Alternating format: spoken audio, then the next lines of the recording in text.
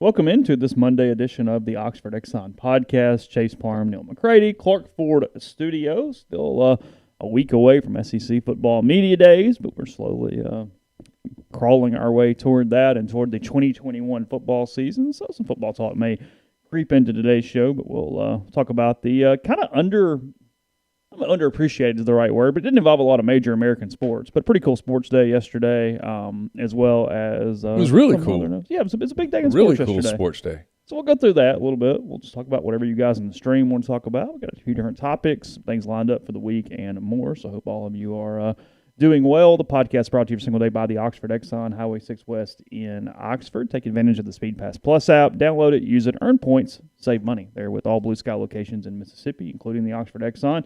And at the Oxford Exxon, you get the lunch specials Monday through Friday, $5.69, 2 sides of bread, 32-ounce drinks. So if you're coming to town for something or you're just local, picking out where you might want to have lunch, consider that there at the Oxford Exxon. And we're considering your car buying needs. Clark Ford there in Amory.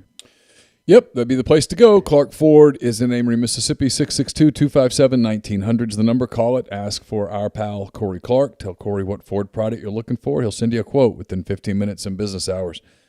It's a weird car market still. Things still sort of recovering from the pandemic and all of that. So you want to make sure that you're getting a fair deal, and that's what Corey's all about. He's right to the bottom line. There's no hassle, no haggle. You get your quote, and the rest is completely up to you. You can shop it around, or you can do what I've done, but I recommend that you do, and that is hop into a Clark Ford today, 662-257-1900. Guests will join us next week, hopefully, on the Rafters Music and Food Hotline. Rafters on the Water opens back up on Wednesday, and Thursday evening, Friday evening, and then Saturday and Sunday open all day. Frozen margaritas, frozen daiquiris, great waterfront views there at Rafters. And then don't forget Rafters on the Square and Rafters in New Albany as well. So, we'll talk about the day that was yesterday. Been some recruiting going on. Neal and Zach will have a soft verbal at some point this weekend to recap a good bit of that. The Major League Baseball draft obviously going on. A couple different Ole Miss things to that. Jackson Jobe going number 3 overall to the Detroit Tigers last night, and then Gunner Hoagland going 19 overall to the Toronto Blue Jays. We'll talk about Jobe a little bit. Mainly just really happy for Gunner, a guy that of course got lowballed out of high school because of some of these arm ailments and different things by the Pirates. I think he was drafted 40th overall, something like that. Has Tommy John. I was thinking back to the thing, and we were cheated out of that extra postseason from Doug and maybe the way he elevated himself. But from Gunner's standpoint, he's the one when I look back I just don't feel like he got the career he deserved. I don't feel like fans got to appreciate him, maybe not just even on success, but the way he kind of persevered and matured and developed into a top arm. He's going to be the one unanswered question for me in some ways from a standpoint of everything involved with the pandemic, losing that season, this season being kind of weird, his Tommy John surgery. Because, look, we don't know. I mean, I think this arm issue to some extent has been going on for a while. Out of high school, we heard some different medical things potentially with him. It's possible that his arm would have blown out sometime in 2020 in the pandemic season, and he might have lost this year too. I don't know. Who knows what that little bit of breaking news here as we talk Ole Miss pitchers. Doug Nikhazy just went 58th overall to the Cleveland Indians. I was reading a story today out of Cleveland. They're not going to be the Indians much longer. Sure. They might not be Cleveland much longer. Really? Yeah. Where are they headed? They're one of the teams that gets rumbled about Nashville. Really? Yeah, their deal at Progressive Park only has 2 years left. Anyway, I didn't mean to interrupt what you were saying about yeah, we'll talk about about that Gunner. in a second. But I don't know. Gunner, guy that came in incredibly highly rated and had to learn how to pitch. We always talked about out of high school, his senior year, he had that stupid stat where he didn't walk a batter the entire regular season. He only had 6 3-ball counts the entire regular season of his senior year of high school. And that is, phenomenal command. I mean, scouts right now are talking about his command as a 70-75 on a 20-80 scale. I mean, he can throw it wherever he wants. But what that meant in high school was that he didn't know how to pitch. It meant that he was better than most everybody he played against, and he just threw the ball down the middle of the plate and they couldn't hit it. That's what that meant in high school when you looked at it. Sure. And as a freshman, that's what was going on. As a freshman, he struggled. He would get too much of the plate. He would kind of freak out a little bit. He didn't understand necessarily how to pitch. He just threw, and he got banged around a little bit. I mean, he had a rough day against Arkansas and Fayetteville in the Super Regional. But he's a guy that found it. And when he found it, in 2020, he was as dominant as anyone in the country. He was leading the country in strikeouts for a lot of 2021 prior to frankly, the injury. I mean, you look at even that South Carolina day, which is when I think he actually tore it. I think he tore it late innings against South Carolina. He was throwing a shutout through 6 innings and allowing 2 hits or whatever it was when Mike went and got him. So I don't know. He obviously is going to make more money right here than he would have made out of high school. He made the correct decision. He'll get to skip a level or two versus what he would have done when he came out at 18 years old. It had a very happy ending, but from when I look back at just college, I feel like we were cheated out of the Gunner Hoagland story a little bit on what he was about, because he's not as fiery as Doug. He doesn't necessarily have as much outward personality, but there's a lot there when you kind of dig down through it, and obviously now his time at Ole Miss is over. So yeah, and it worked out well for him because he gambled a few years ago. I mean, they were going to lowball him, and it all worked out in much the same way that Jackson Wright says this, and I was just thinking it as you were talking. He says Doug couldn't go to a better organization for pitching development. They've developed Bauer, Clevenger, Kluber, McKenzie, Plesac, Savali. They have developed a lot of arms, and they know what they're doing. It's a really good organization. Cleveland is that they're cash poor right now, but yeah, happy for both those guys. Doug going a little earlier than maybe we anticipated. He was really close, but he was projected 60 to 90, somewhere in there. It goes 58 there to Cleveland. And look, fit's as important as anything when you're talking about 5-6 spots in one direction or another. So no, that's a huge deal for him. Looking at slot values, if he just gets slot, let's see, was he 58? Yep. 58 is $1.21 million. So he's got about 7 and change after taxes, something like that, by the time it's all done. So it's not a bad day. Get started on your career. I think Doug pitches in the majors. You do. I do. I've consistently said that. I do. I think he does. They'll probably want to tweak some things. They may work with him on another pitch. Major league starters, you need a 3-4 pitch mix pretty consistently. He has 4. A couple have to get better. Yeah. That's what I mean. 4. Yeah. 3. You got to have 3 major league pitches. Scouts, I know I've been asked this question 1,000 times. So for 30 seconds, why is he picked 58th and not higher, being unanimous All-American? They worry about size. He's not an overly big guy. Today, everybody's so into velocity, and obviously he can run it up 92, 93, but that's not his game. He's comfortable pitching 88 to 90. Average now. Yeah.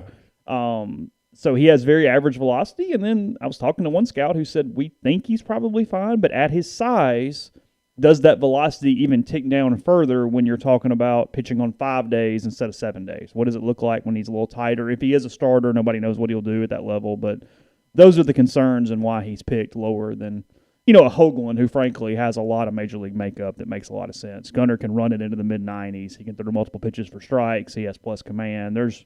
It's not an indictment on Doug to point out that from a prospect standpoint, Gunner had some tools that he simply does not have, although Doug does throw with his left hand, which is a pretty big deal in and of itself. So. Chris Lemonis doesn't have a lot to worry about, but he probably just has a moment here. James Wood, who's committed to them, just went 61st. My gut tells me that's probably a sign, because even at 61, you don't want to lose the million in slot. You would 62, lose 62, yeah. Yeah, you don't want to lose that give or take 1.1 million that you would lose out of your draft pool at 62. It's a question in the thread. It's a good one. It's one of the stories of the day. Why did Kumar Rocker drop to 10? I don't know. I haven't looked it up a lot. Some of it was the draft got a little funny there for a minute, and it wasn't necessarily anybody's fault. It was just kind of what happened. There were several teams that went with guys early that they're going to give under slot because they were Jobe being one of them. Yeah, they were saving some money to give to guys either later in the first round or compensation picks or whatnot. Which are technically first-round picks. Look, baseball's a stupid draft, so I'm not blaming or criticizing or calling anybody dumb, but it's kind of hard to understand sometimes. Money matters much more than pick. Yep. Where your pick doesn't mean anything, potentially. I mean, you're going to have guys today in the 7th through 10th round that are, hey, I'm top 10 picks that are going to get like $5,000 because they're just senior signs. They get them, they have no leverage, and they use that money on somebody else. Like that happens every year. It's happened to Ole Miss players. That happens all the time. They need to modernize their draft. They need to let you trade draft picks. Yeah. There are things they could do that would make the draft more fun. Like, frankly, this is where baseball drives me kind of, if I'm frank, just sort of crazy. Yeah, sure. Okay, it's a draft. At the end of the day, a draft is kind of boring if you think about it. Right? I mean, If you really think about it, a draft is kind of boring. The NFL had the draft. Justin Fields ends up in Chicago. There's all this drama as it unfolds, and so everybody's glued. It becomes like a soap opera. I'm talking about for the viewer. The NBA draft is coming up in about 2.5 weeks, and there's going to be all this talk in that first hour, and very likely nothing will happen, but the prospect that something could happen, right? The rumor is Detroit's not just in love with Cade Cunningham, and they might be willing to move down. The rumor is Houston might be willing to move down. There's this rumor that Oklahoma City is aggressively trying to move up, that Orlando is desperately trying to move up.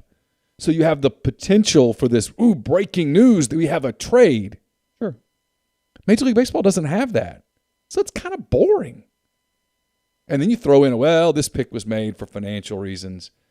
Well, that's not exactly how you draw eyeballs. Because they already have, and it's mentioned here in the thread, they already have the built-in problem of the guys aren't playing next year anyway. It takes a minute for the dudes to get there. Yeah, so there's no instant gratification to any of it. No, like the high school kid that gets taken second or third, like Jobe, for example. I mean, realistically. Yeah, he could be a Garrett Crochet, but he also could take a while. And Garrett Crochet was out of college, not high school. Probably going to take him 2.5 to 3 years. Yeah. So it's out of sight, out of mind, unless you're a diehard Tigers fan who's following the system. Well, there aren't many. That's not mainstream sports. So you lose the opportunity to make the draft.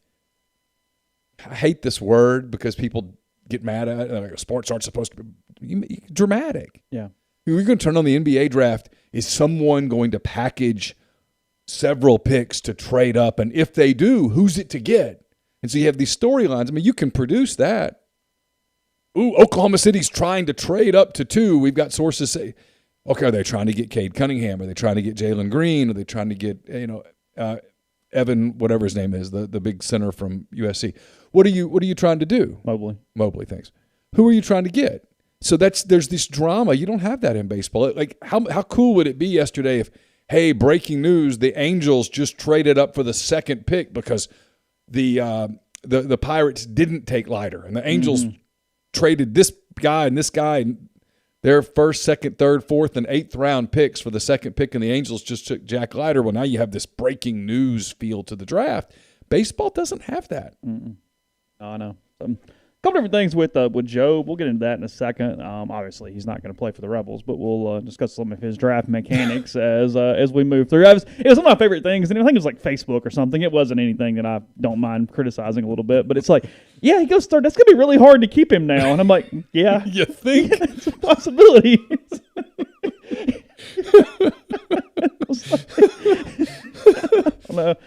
You hold on hope just in case. Yeah, I know they were kidding, and I totally know they were kidding, but someone goes, well, 2 years in college is worth. Like, no, it's not. No. In no world. There's room to move up. It's not one. Okay. In no world is 2 years of college worth $8 million. Nope. Yeah. No chance.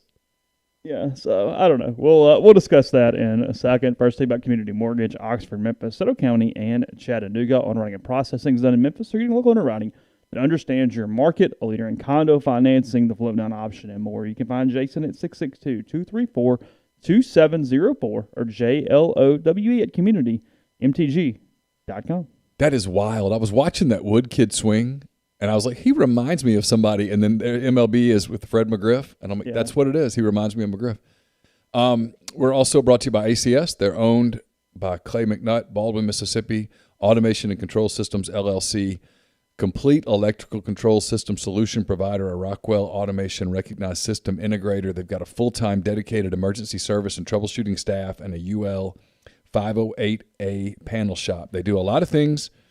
So if you're in need of a custom HMI and SCADA solutions or large horsepower VFD specialist, they've got you covered. They can service and install Rockwell Automation, Allen Bradley. Siemens, ABB, Square D, and many other manufacturers. To get in touch with them, go to acsllcms.com or call 662-601-4381. Don't miss signing up your little slugger for fall baseball with the Oxford Park Commission. They've got leagues for ages 6 to 15. The season's going to run from September the 15th to October the 20th at M-Trade Park. The cost is $40 per player. OxfordParkCommission.com to register. The deadline to sign up is July the 25th. They're also going to have fall softball. First time that they're going to have a fall softball league. Girls 5 to 12. The cost to participate, again, $40. The season will run September 15th to October the 20th. Again, July 25th is the deadline to register. It's OxfordParkCommission.com. Pinpoint Commercial Real Estate's based out of Jackson, Mississippi, and services the entire state in all commercial asset classes, such as retail, office, industrial, and land. Sam Cox and B.B. Mitchell are Ole Miss grads. They utilize their unique skill sets to execute on assignments and increase value for their clients. This week's property spotlight is on the Village at Madison. The Village at Madison will feature roughly 60,000 square feet of restaurant, retail, and professional office space, along with roughly 75 zero-lot line residences, with Pinpoint handling the leasing for the commercial portion of the development. The development's located on the corner of Madison Parkway and Main Street in Madison. Cobblestone streets, iron railings, gas lighting will serve as signature elements of the development. Half Shell Oyster House was the first business to open at the Village.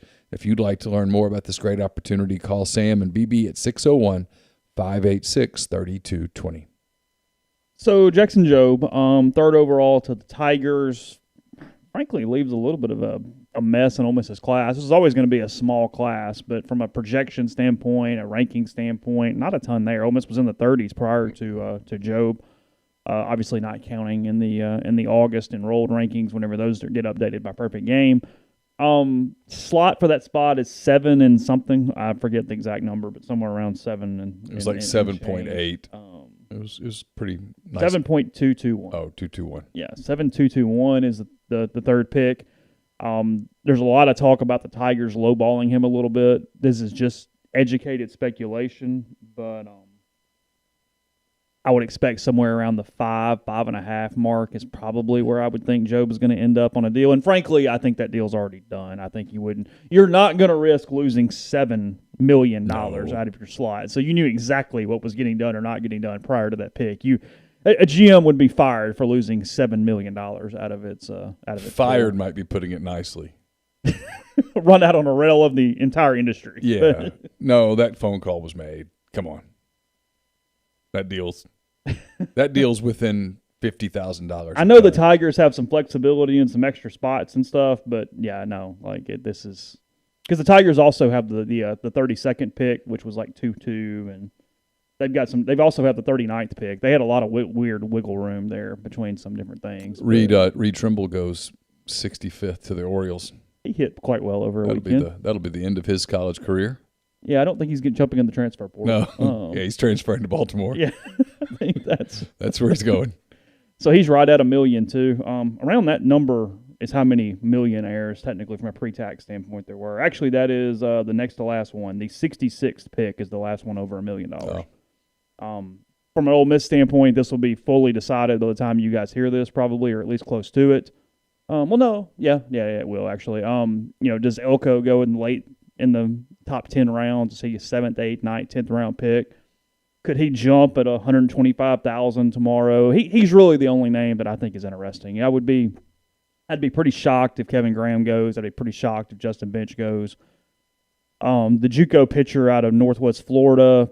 Look, JUCOs do weird things all the time, and that's not a knock at the kid. I don't know him. I've never spoken to him. I have no idea if he walked in the room right now. But we've seen some strange JUCO decision over time there. So, I mean, you might want to at least keep an eye on him. Dylan DeLucia is his name. But Elko's the one. I mean, he's the guy that does change Ole Miss's season from an offensive standpoint, whether he's back or not. And, you're not talking about a lot of money. I mean, you're talking about a deal where I would have a hard time believing he's going to get anything over about $200,000, something like that, relatively pre-tax. So that's where it's at. But if you're curious moving forward, if you're in our stream or if it hadn't happened yet by the time you listen to the podcast, Elko really the only name that I find at all intriguing as this thing has moved. Gunner didn't sign the first time because the Pirates lowballed him. Whether or not that was medical related or not, who knows? I think there was something to that for sure. But the Pirates thought they could sign him for less than they did, and they could not. He was very committed to school, and he ended up at Ole Miss. So I think had he signed, it would only been a little over $1 million out of high school, something like that, like $1 million on a dot, something like that. So that's it from a standpoint of the draft. If something else pops across, we'll talk about it. But Jobe, once they got a TrackMan on him and started seeing some of the spin rates, everything has gotten so analytical. Sure. And today, and he's running, and I know this will mean nothing to most people. He's running a slider about 3,100, 3,200 on a spin rate. The Major League average is like 2,400. So do some math there. Yeah. And a lot of scouts had it as the single best pitch in the draft, beyond anybody else's one pitch. So because of that, he went very, very highly last night. And he was in mid to upper 90s pretty consistently. He's 96, 97 at times. And it does not scare anybody that he's a prep right-hander. Sometimes that throws people down the list a little bit because prep right-handers with velocity are kind of a dime a dozen. Let's be honest. That's sort of why they fall all the time. But not ones that throw 97 with 3,200 RPM breaking ball spin rates. So Jobe goes very high, makes a lot of money out of Heritage Hall, Oklahoma, basically Oklahoma City. Yeah, when I saw yesterday, I can't remember whose mock had him at 3. I thought it's over in case there was any drama there, and there really wasn't. He went through the machinations of reporting to campus. Some of that was for theater. Well, it's probably a little bit of a negotiating tool too. Hey, I'm already moved in. Hey. Don't tell me I won't go to school. My bag's packed. Yeah. I'm in class. What are you talking about? Yeah. I'm in an apartment. Yeah.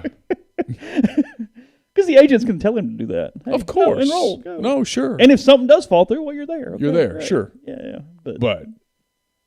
Yeah. So he joins the long list of what may probably told him don't unpack. Just live out of a suitcase for a few days. Over the years, the ones that have bypassed, obviously the big three in 2011 or 12, whatever year that was, Caccini and Trahan and Ty Hensley. One of those for sure made the right decision. I always thought maybe another one, and then I thought Hensley should have come to school. Yep. Was kind of what my thought processes were on those three guys. Gavin was going to be a top 10 pick, and he had to go. I always thought Trahan had a lower ceiling, and if he could get some cash on a signing bonus, it was the right decision. And then I thought Ty probably should come to school. Michael Reed has done okay over the course of his baseball career. He bypassed Justin Reed back in the day. There's been a few, but anyway, I don't think Ole Miss has gotten, unless I'm forgetting something, I guess Hoagland counts, but it's a comp pick. I want to say the only first-round pick Mike has gotten to campus in his career is Alan Horn way back in the day, like 02, 03, whatever year that was. I think that's – and he ended up having his better year at Florida. He ended up transferring to Florida before he was done. He never made it to the majors, right? I don't think so. Yeah. I don't think so. I really don't. So, somebody asked me about the shirt. I don't know, subscriber. It was sitting here. Yeah, Uncle Sammy sent us those shirts. Yeah, so it's a great logo. It's an awesome logo. Yeah, the disco turkey. I don't know if you see it, but it's one of the best logo. Maybe the best logo I've ever seen. Is it? You think so? Yeah. The Carolina Independent League baseball team is what it is. So. Yeah. You were pretty enthralled yesterday. You got a lot of like European sports about you yesterday. Mm-hmm. You watched a good bit of soccer, which you do now anyway. Yeah. Little Wimbledon. I used to be so much more into tennis than I am now. I've kind of given up on it, but I've picked up a little bit simply because of Djokovic's run and the dominance that he is on at the age he is on right now.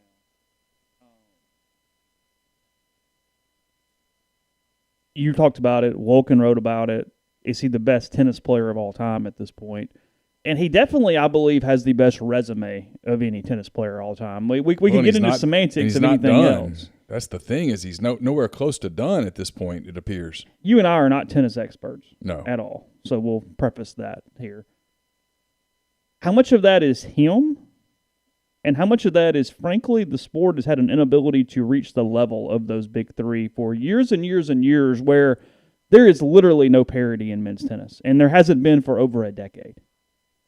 And maybe 2 decades almost. What's been the same 3 or 4 names? Yeah, I mean, I can go through, and I might at a break when I have time to pull it up.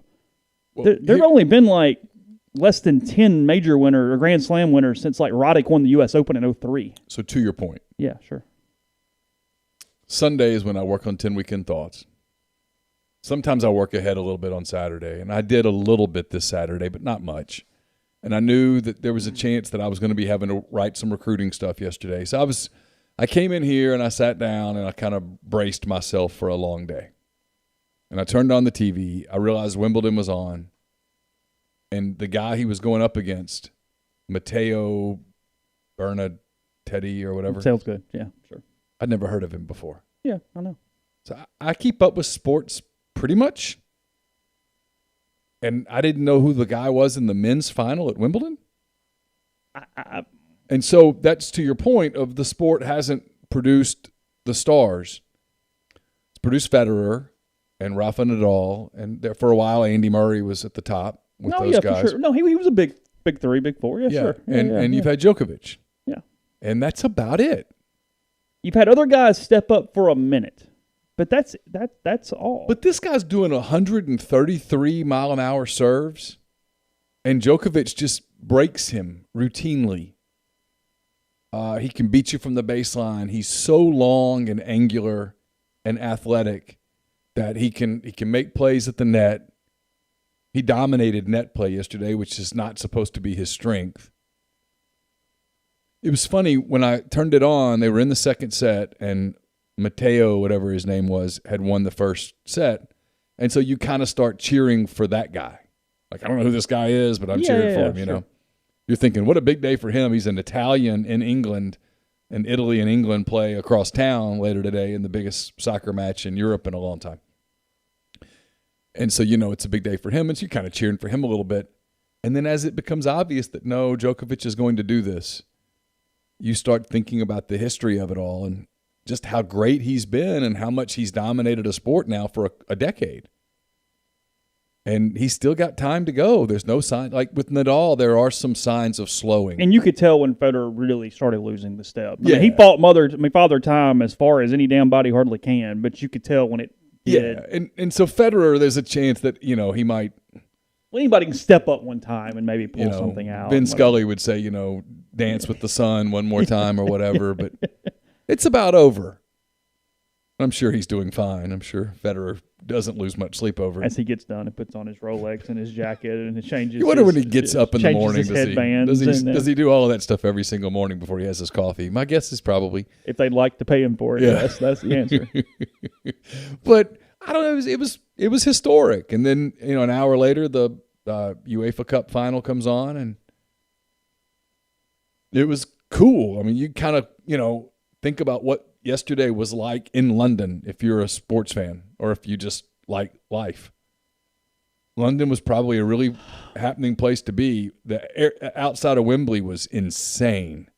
It's crazy. And then that game was just goes into kicks.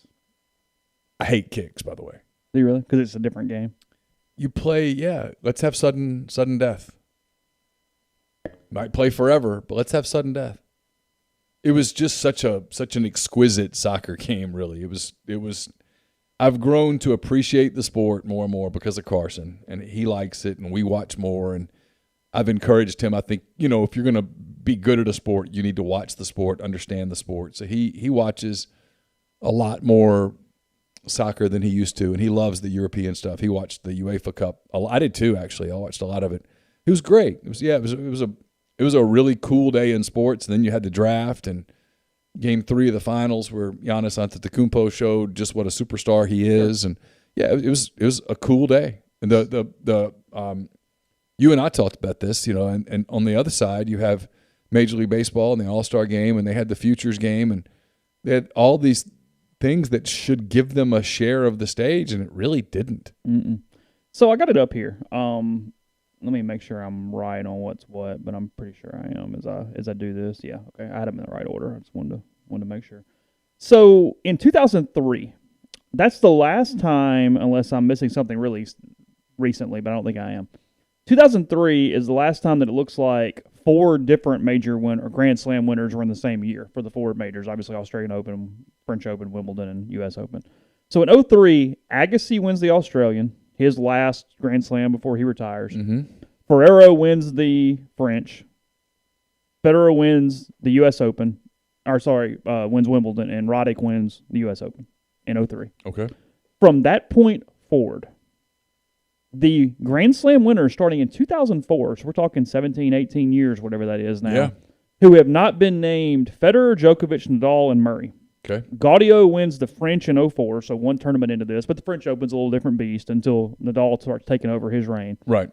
From there, Del Potro wins the U.S. Open in 2009. I remember that. Still looking. In 2014, Wawrinka wins the Australian, and Cilic wins the U.S. Open. Okay. Wawrinka wins wins the French in 2015. Okay. Wawrinka wins the U.S. Open in 2016. So he had him a little mini run there. He would probably contest the mini run. Dominic Thiem won the U.S. Open in 20, and that's it. Since 2004, those are the only winners not named those 4 dudes. In a sport where your timeline is pretty small, typically, you don't usually play as well into this age. So from a straight tennis player standpoint, there's no doubt that Djokovic is better than any tennis player from a previous era. I mean, it's just fitness, whatever. It's nowhere close. Yes. He would destroy Bjorn Borg because he's by far a more all-around tennis player. I mean, Sampras was a serve and volleyer. Djokovic would crush him right now. Yes. Agassi, the best returner in the world, but his other parts of his game struggled a little bit. I mean, he was the best returner by far because he had a psycho father, but the rest of his game struggled at times.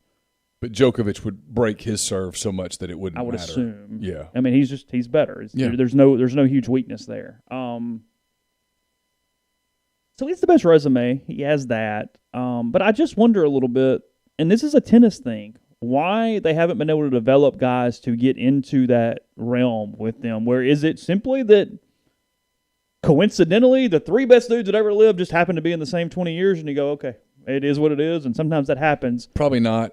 So why? Why has no one else been able to, as these dudes get into their 30s, why has no one been able to Fewer kids playing. Just fewer tennis players That's in general? what it's got to be. Even the numbers because look, change the game. You go back. I mean, look at golf. Golf was dying before Tiger, and then you have these people that all looked up to Tiger, and they dedicated their youth to golf. I simply just moved the screen up here. So let's talk about like 80 to 95 to 2000. My days. Yeah, Americans, that was my point. Yeah. McEnroe, Chang, Connors. Courier, Connors, Sampras, Agassi. You had a lot of Americans that were really good, top of the world at that point. American tennis sucks. Was Roscoe Tanner American? I have no idea. I remember him. I used to cheer for him. I don't know. But there were just a lot of good players. There was Bjorn Borg. There was Guillermo He won a doubles title in 77, yes. What was his name? Guillermo Vitalitis or something like Vitas Gerulaitis. Vitas Gerulaitis. Yes. He was actually Tanner's doubles partner that won the Australian Open in 1977. But like when I was growing up, Wimbledon was must-watch television. Yeah. And that's kind of my point, is that, I mean, the Americans don't play it much anymore. I mean, our Davis Cup players for years, have been kind of bad, frankly. I mean, Isner's played and he's not a bad tennis player, but he's not top 5 in the world. I mean, I don't know. Tennis is that interesting thing of, even on the women's side, the notoriety is falling. If we're not talking about Sharapova or Williams' sister, nobody knows. I mean, no. I would assume your average fan wasn't aware that Ashley Barty was the number 1 seed at Wimbledon this year. Well, to your point, I watched a semifinal the other day in here. I was just doing some work. I'd never heard of either one of the women involved. And they're in the semifinals of Wimbledon. There is no Steffi Graf or Monica Seles or Jennifer, is it Capriati? Was that her name? It was, yes. Those people don't exist now. You have the Williams sisters but they're starting to, Father Time is reaching down and touching them a little bit now. I mean, who replaces them as the stars of the sport when Venus and Serena are no longer playing, and that day's coming? Oh, and I mean, even when you have those possibilities, and this isn't necessarily criticizing or not criticizing, because I don't follow the sport enough to know the whole ins and outs of it, but, one of the most marketable tennis players in the world right now is Naomi Osaka, who just bypassed Wimbledon because she didn't want to speak to the media. Well, Yeah. I mean, again, right, wrong, I don't Yeah. care. Point being, though, well, that's a problem. I mean, in 95, if they said, hey, I know, Wimbledon's coming up, Steffi Graf doesn't really speak to the media, so she's going to pull out this week. Well, that's a problem for everybody involved at that point. Yeah, well, there needs to be hand-raised guy. It's like I'm watching the baseball thing right now. They have the All-Star Media Day going on. Max Scherzer's going to start for the National League, and Shohei Ohtani, who's the biggest name in the sport, yeah, sure, is going to start for the American League, and the media are all there asking Ohtani, who doesn't really speak English, questions. His interpreter is answering the questions. Sure. I'm obsessed with Ohtani, by the way. If he's on, I'll watch. Yet I'm struck by how you and I talked about this morning a little bit. It might just be sports in general, but this is not going to be stop the press's sports tomorrow. No. Not even a little bit. And when I was Carson's age, had there been a Shohei Ohtani pitching and hitting in the All-Star game, dude has 33 home runs right now. Yeah. Look at him. I mean, he's this charismatic, great-looking guy, has that magnetic smile. He can do everything. He does everything well. I mean, it would be the lead thing to sports, and it's not even close. No. I'm not even sure what is. Like, NBA ratings are down, and Skip Bayless is saying it's because we miss LeBron, and I can't sit here and emphatically say it's because I don't miss LeBron, but we went a while without having sports, and I don't think sports are all the way back in terms of television. Yeah, sure. I think people love to go to games. I mean, I was in Cincinnati, 2 weeks ago, and we went to see the Padres, and it was pretty full. The Cubs came in on that Friday night, and there was 41,000 people there, and people were partying. I think you saw at Wembley yesterday. I mean, again, that was a historic deal. England playing at home. It was crazy. They could have sold 400,000 tickets to that event. But I don't know that people are watching like they used to, unless it's professional football and to some extent in different markets, college football. I don't know that anyone's really watching anything. Like this game, the All-Star game won't get big ratings. No, it won't at all. And there was a time, man, where it would have been must-watch television. Like when I was a kid, wouldn't have missed it. So we'll continue the conversation in a second. I'll tell you about Visit Oxford. Visit oxfordms.com.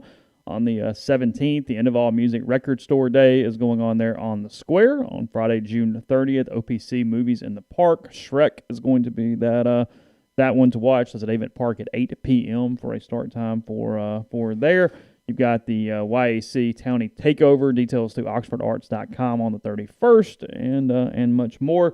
Here Friday, July 16th, you've got an event at the Growler from 6 to 9. Everything's going on with that as well. So find out all those different things and more at visitoxfordms.com/events. Blue Delta Jeans makes the best fitting, most comfortable jeans in the world because they are uniquely made for you and only you. Raw denim jeans, custom fit, hand tailored in Tupelo, Mississippi. One size fits one at bluedeltajeans.com. Baseball season's wrapped up. We're talking about the draft. We're no longer talking about baseball games, but you might not find yourself in Oxford for a few months, but no reason to delay getting your new Blue Delta jeans using Blue Delta Jeans Virtual Tailor at bluedeltajeans.com. You can be measured and design your newest jeans in just a couple of minutes, and Blue Delta will make sure that you're looking good for the first kick of football season in September. Our podcast listeners can get 10% off your purchase using the code Rebel Grove. That's one word, Rebel Grove, at bluedeltajeans.com or in the Oxford studio. It's a great time of year to get a pair of Blue Delta's cotton Genos in the works, so don't miss out. We're also brought to you by Lamon's Fine Jewelry, located at 1126 North Lamar Boulevard in Oxford.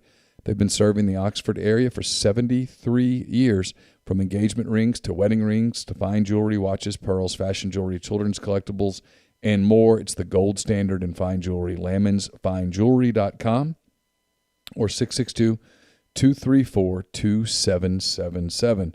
Podcast presented by Comer Heating and Air. They have more than 50 years of professional HVAC experience in Oxford, Tupelo, and the surrounding area. Make sure that your cooling system is running in tip-top shape, just give them a call, 662-801-1777. Also brought to you by the College Corner. It's your one-stop Rebel Shop, 2 locations in the Jackson area.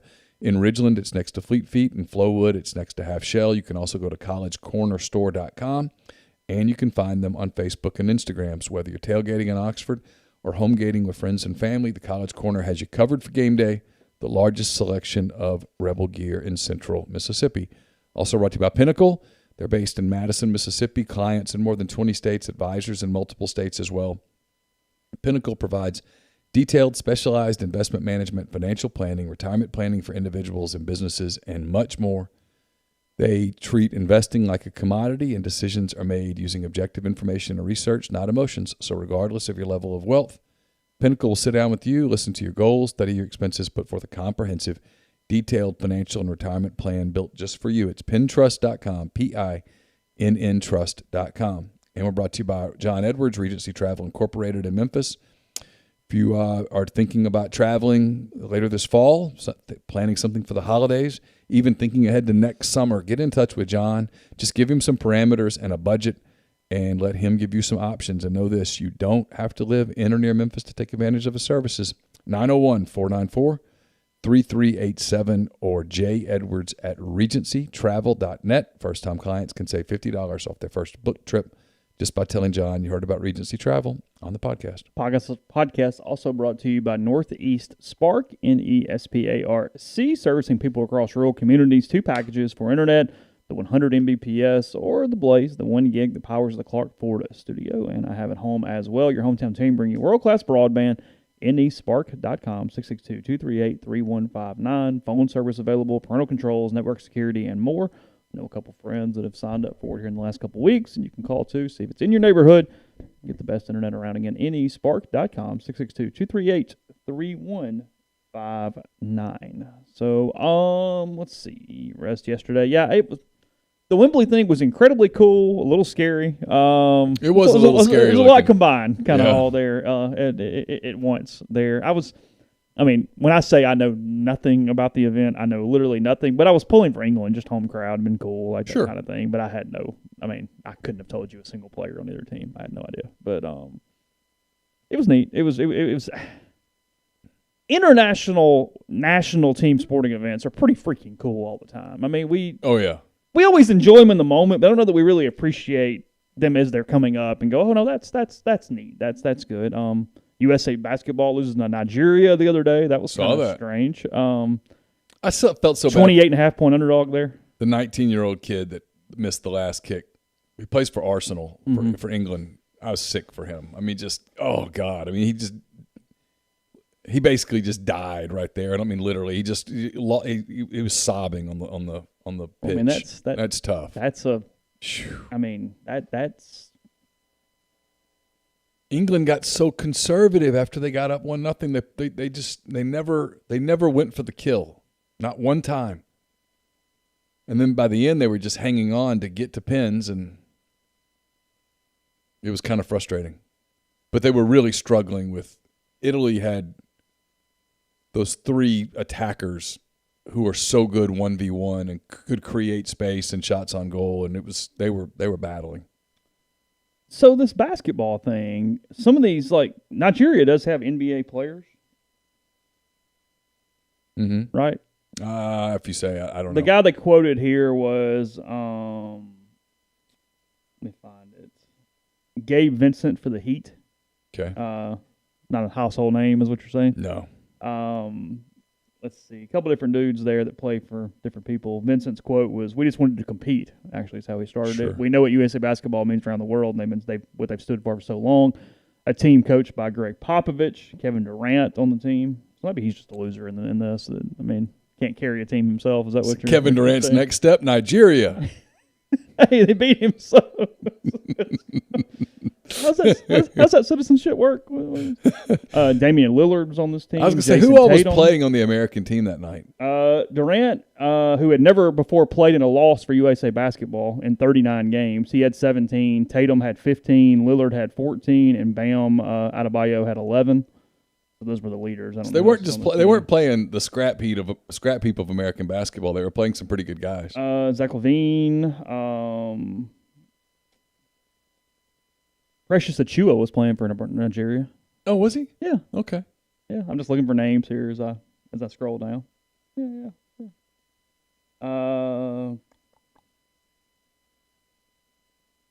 The Olympic team needed extra players because Chris Middleton, Drew Holiday, and Devin Booker at the NBA Finals. They called up Darius Garland, Sadiq Bey, Yeah. and somebody else.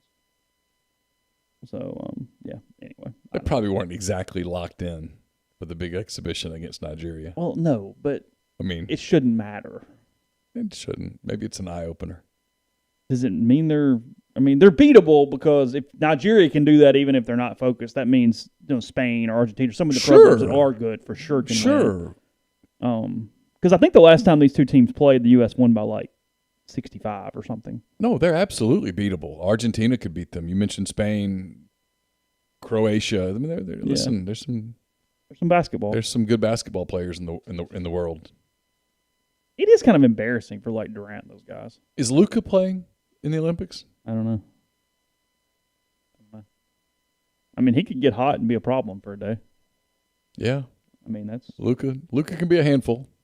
3 hours ago, when I Googled him, Jordan Brand hinting at a possible new Doncic shoe. Oh, I saw it. It's kind of I saw his prior shoe. to something. Yeah. I'm hopeful my son doesn't see the shoe. Why is that a problem? Because he'll want the shoe. You think the shoe's gonna be expensive? It won't be cheap. What are these run? What are we talking? I don't know. Nah, he's got some Paul George ones that were like 120. They weren't the end of the world. Oh, okay. I really wish back in the day you'd have gone and found some Jordan 1s and put those in a box somewhere and held on to them, don't you? Yeah. Everybody's idiots. Like, every time something pops, just buy one of something and just throw it. Like, save it. It's like, or even like the original iPhones that have been still in the packaging is going for stupid amounts of money. And that's only 15 years. When we were kids, we used to have these Shogun Warriors. Okay. They were like these little toy. They had like, there were different ones, and they had different ones could fire like different body parts, if you will. Like might fire their fist, or they'd fire a little arrow or whatever. Anyway, those things are collector's items now. My parents gave the 3 that we had away, and to get them now, for me to get those 3, it would be like $2,000. Isn't that crazy? Because I've gone and looked to see if I could find the one that I had when I was a kid. Like on eBay and stuff? Yeah. It's so expensive. You have a big weekend? Had an interesting weekend. Did you? I did. Grilling out? Had a bourbon? Well, I wish I'd had a bourbon. Tequila or two? I might have had a couple of tequilas. So when you say that, you don't mean mezcal. You mean actually tequila. Yeah. Okay. And so I've decided that tequila makes me a little mean. Like, you hear guys say bourbon makes them mean. Bourbon mellows me out. Like, if I have a bourbon, I'm just Is it because you're like rattling the ice and kind of like calming, or you think it's actually something in the properties of the alcohol? I just have no idea. Okay. Your theory sounds more right than because alcohol's chemical alcohol. reaction, Yeah. right?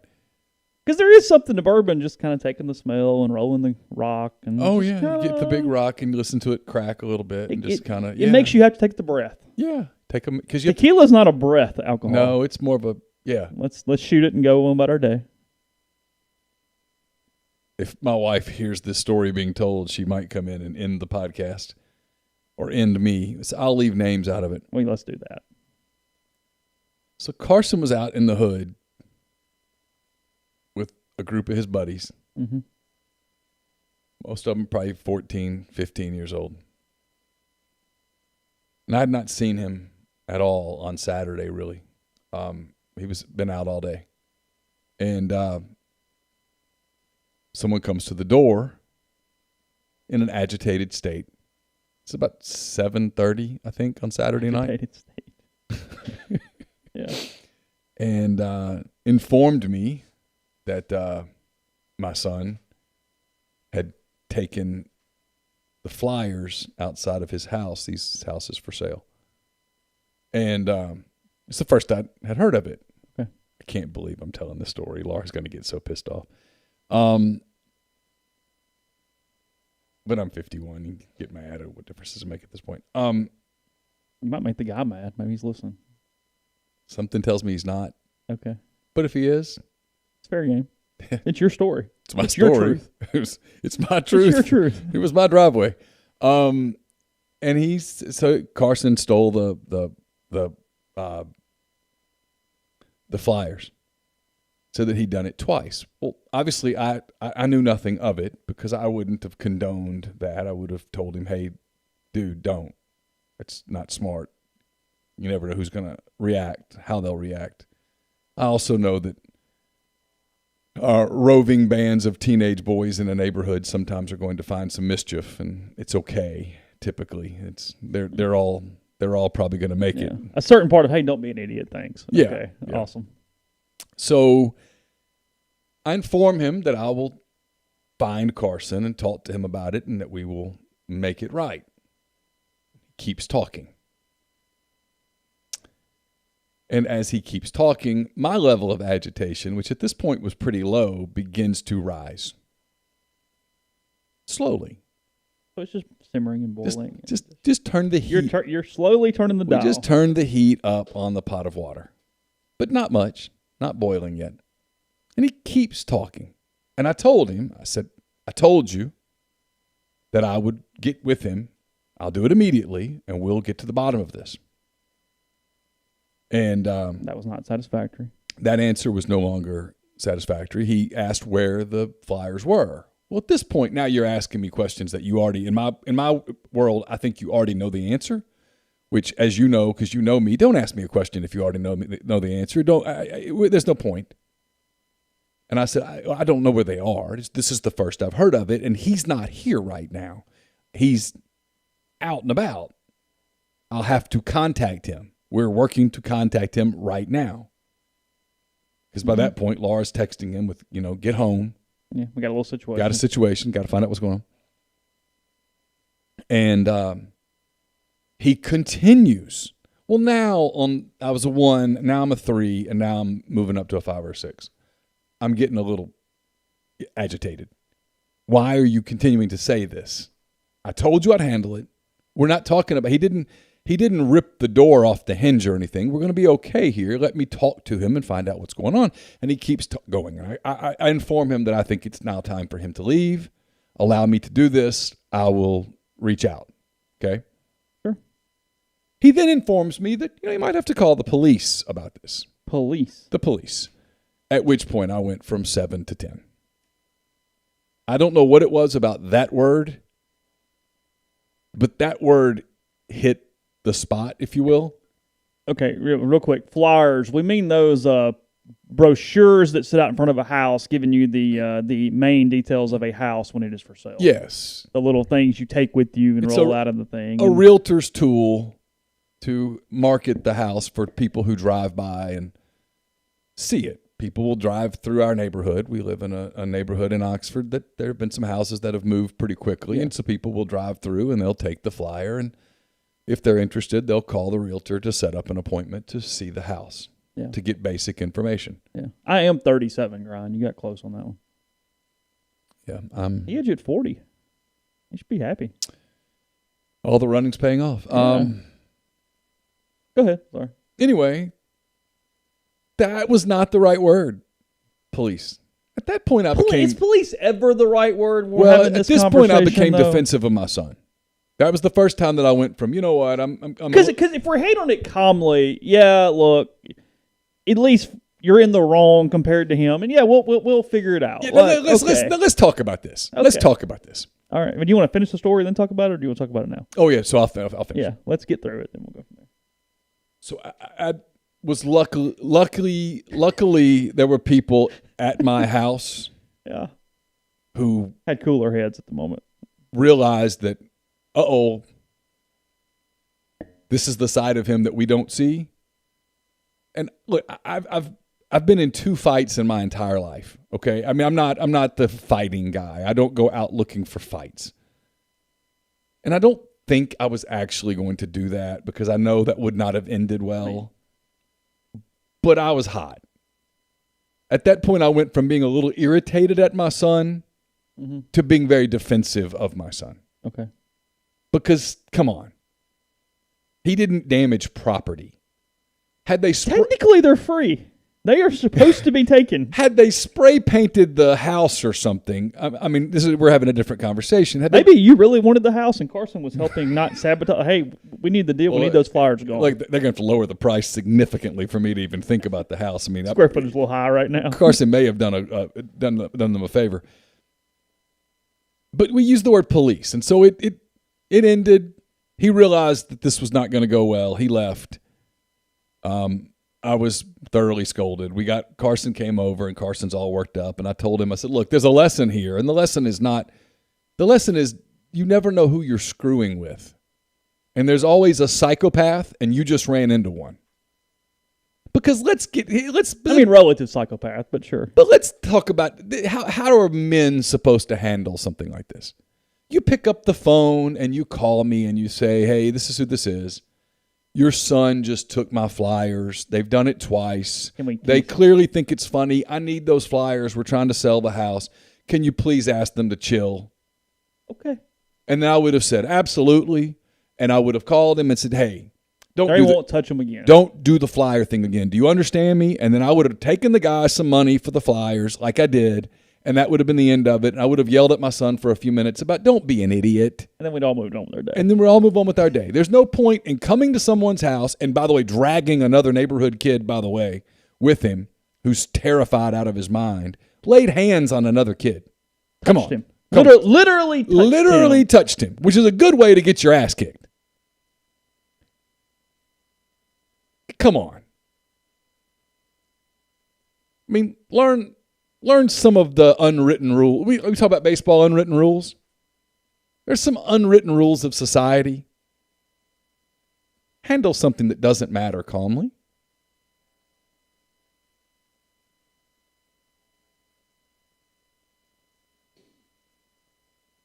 Yeah. I would have felt bad for the cop that actually gets called to that. Yeah. We'll see. They took some flyers. Yeah, come on. Can you imagine the sheriff's deputy having to come out here on a Saturday night in the summer when people are still celebrating the 4th of July and popping fireworks and stuff? See, I had these free flyers in my front yard, and they took them. These hooligans. Can you imagine having to write that report?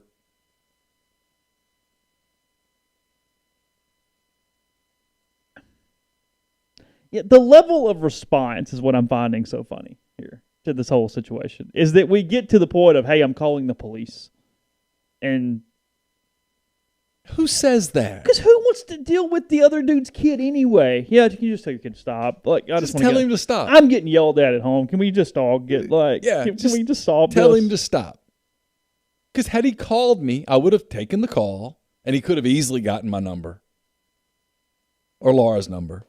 Sure. And we would have said, hey, dude, get your ass home and go apologize. I'm going to reimburse you for the flyers. Don't do it again. Don't be an idiot. Next. And everybody learns a little lesson, frankly. And of course. It's no big deal, but just, Yeah. Maybe when you act like an idiot, people say things. But the lesson that he learned, I told him, I said, hey, here's the lesson from this, is that you just never know.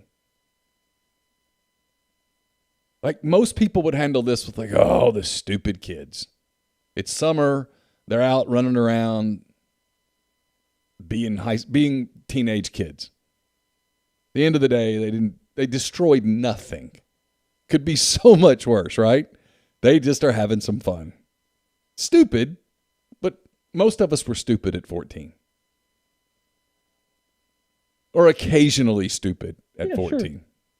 Like I said, we used to steal like road signs. We tried to steal a barrel from front of a restaurant one time. Yeah, I mean, friends in the family owned it, but I would have given it back. Well, that was the funniest part. Was Campbell goes, "We used to steal flyers."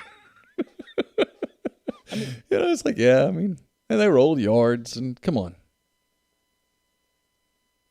Here's my thing about neighborhoods. If you don't want to live in a neighborhood, don't. It's really simple. Especially when you live in an area like this where you could go out 5-6 miles and live in a rural, and I have no criticism of that. That's not a criticism.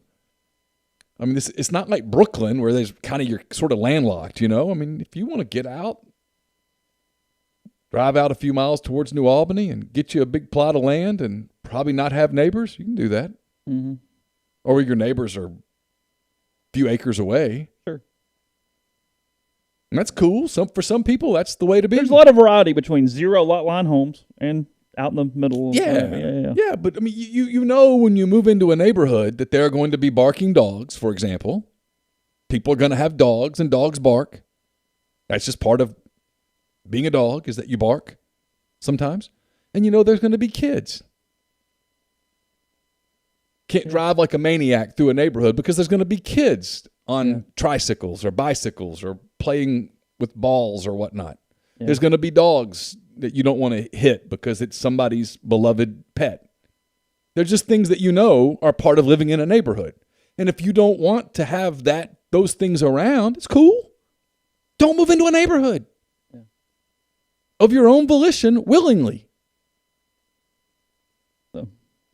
I don't know. Entertaining nonetheless. We all learned something here today. Hopefully we take it with us as we move forward. Some other things to learn real quick. If you're looking for a Nissan vehicle, go to Grenada Nissan. It's GrenadaNissanUSA.com. Complete selection of new and previously owned Nissan vehicles. We're also brought to you by Whitney McNutt, Tommy Morgan Incorporated, realtors serving you for all your real estate needs in Oxford and Tupelo. 662-567-2573, 662-842-3844. Also brought to you by Alpha Specialties, located at 1670 Highway 80 in Pearl, Mississippi. They're your trailer-specific professional. If you want to haul it, they can call it at Alpha. They've got Load Trail. They also have Hallmark cargo trailers, spare tires and wheels at just $100, a full selection of trailer parts and accessories, and so much more. 601-932-9798, or check them out at alphaofms.com. And we're brought to you by The Rogue. The Rogue is your destination for fine men's clothing. They've got everything you're looking for, all the best items from Peter Millar, Martin Dingman, Jack Victor, and more. 4450 I-55 North in Jackson, or therogue.com. And while you're in Jackson, stop by Joey Erickson at Heron Gear Chevrolet. Let him help you find the vehicle you're looking for at a price you can afford.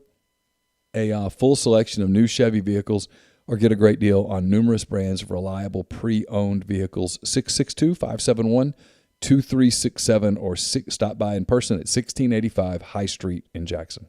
Podcast is brought to you by G&M Pharmacy. They're in Oxford, or Tyson Drugs in Holly Springs, 662-236-2222. Remember, if you're a state or school employee in the area and you have an insurance provider, use a CVS Caremark, which is a pharmacy benefit manager. It is not to be confused with CVS Pharmacy.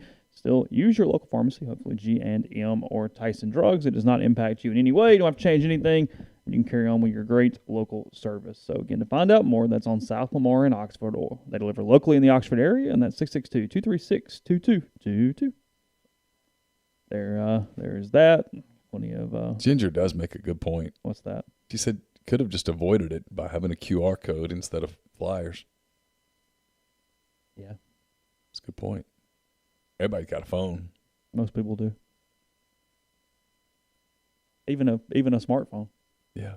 Very few people probably still have like the old like brick or something they're just carrying around. Mr. Wonderful died. See that? I did not. Yeah. 71. Paul Orndorff. Oh, the wrestler. Yeah, Mr. Oh, not the guy from the show. No, the wrestler. The wrestler. I remember him. Yeah. What show? The one with Mark Cuban, Shark Tank. Oh, no. Kevin O'Leary. Yeah. No, the wrestler. 80s heyday. I figured it was your kind of... I remember Paul Orndorff. Your kind of deal. Yeah. He was from Florida. That's where he was. They said he was That's from. where he was billed from? Mm-hmm. Like parts unknown? I think didn't they bill him as a former Florida Gator? Oh, really? Paul Orndorff. Is that right? I think so. Whose job was it to come up with all that back in the day? Like, did the wrestler get to kind of pick, or was it mostly done by the organization? I would think it was probably the promoters would create. Like, did Mick Foley come up with personas. all his different personas over time? I don't know. It's a good question. Like, was it Dude Love and Mankind and... Yeah. Wouldn't you love to get some of those guys on? Yeah, some stuff there. There's some crazy. Yeah, that can get going. He actually was legitimately born in Brandon, Florida. Okay. Orndorff. Yeah. There's some people asking about the different commitments. We'll do a soft verbal later this week. And there's a lot of recruiting coverage up at rebelgrove.com. I wrote 2 recruiting stories just yesterday alone, and Zach wrote, 3 or 4 over the course of the weekend. And there's some recruiting in my 10 weekend thoughts, which is brought to you by Harry Alexander. It was the last one that Harry's going to sponsor. He's taken a little step back. I do want to say this. Harry sponsored that content item for 7 years. 7 years. It's a long time in this business. And every 3 months, he would just renew. We never had a conversation about renewing. He just renewed. And he was kind enough to give me notice that, hey, I'm just taking – he's still selling. So ha@harryalexander.com. You can holler at him if you're looking to buy or sell. He's one of the best. He's with Cannon Cleary. But, yeah, that was kind of weird yesterday. That was the last time I was going to put that up at the top of 10 Thoughts. But there's a lot of recruiting in 10 Thoughts too. So we'll close here. Orndorff, actually, he did earn notoriety as a running back from the University of Tampa. He had 21 career touchdowns, had over 2,000 all-purpose yards in his career. He was a 12th round selection in the 1973 NFL draft by the Saints, but failed to pass his physical for the NFL with both the Saints and the Chiefs. He did play for the Jacksonville Sharks of the World Football League in 1975, and after that began his professional wrestling career. So, starting off as is the Brandon Bull was his first on stage moniker, I guess. He was in that group with like Junkyard Dog and Kamala, the Ugandan warrior, and then like Arn and Ole and Arn Anderson. He was in that. That was his era. His first notoriety came when he, in 78, when he teamed with Jimmy Snuka to capture the NWA World Tag Team title from Baron Von whatever and Greg Valentine. Oh, yeah. So, yeah. Greg the Hammer Valentine. Was it? Yes, sir. Okay. Well, there's that. Those were my days, man. That's what he did. We used to watch, we would watch NWA. NWA was the one out of Atlanta, right? We would watch. Yeah. We would watch World Championship Wrestling, NWA or whatever it was called, from like 5:05 to 7:05 every Saturday night, and then we'd pretend we were wrestlers and basically kill each other. Oh, we do the whole imitate wrestler thing back in the day. I'm surprised nobody actually got hurt. Yeah, I think you're throwing people on the ground pretty. We were smart enough not to do the pile driver. Well, thanks. Yeah. And we did like our version of like the figure 4 leg lock and stuff like that. Like, I remember I almost broke somebody's leg doing the figure like, 4 leg lock. Yeah, tap out. Yeah. Speaking of, did you camel clutch, that kind of thing? I don't ever watch it, but the MMA fight with Conor McGregor breaking his leg. I didn't see any of it. He's like just moving his leg around. It's like, dude, come on. I did love how as soon as it happened, he wanted it to be a doctor's stoppage, not a loss. He was very, very, very precise about that. As it was, and they're both saying this isn't over. If anything, I'm thinking you guys just made another huge payday. Oh, because they'll just do it again. Because everyone will pay their $60 and watch it one more time. Yeah, I haven't watched one of those things since I guess him and Mayweather, whenever that was a few years ago. A weird night, but yeah, that was the last time. So. All right. I hope you guys enjoyed. Covered some topics today. Hope some guests as the week moves on and more. So hope all you have a lovely afternoon and evening, and we'll talk to you again tomorrow sometime as well. So for today's edition, that's it. Talk to you soon.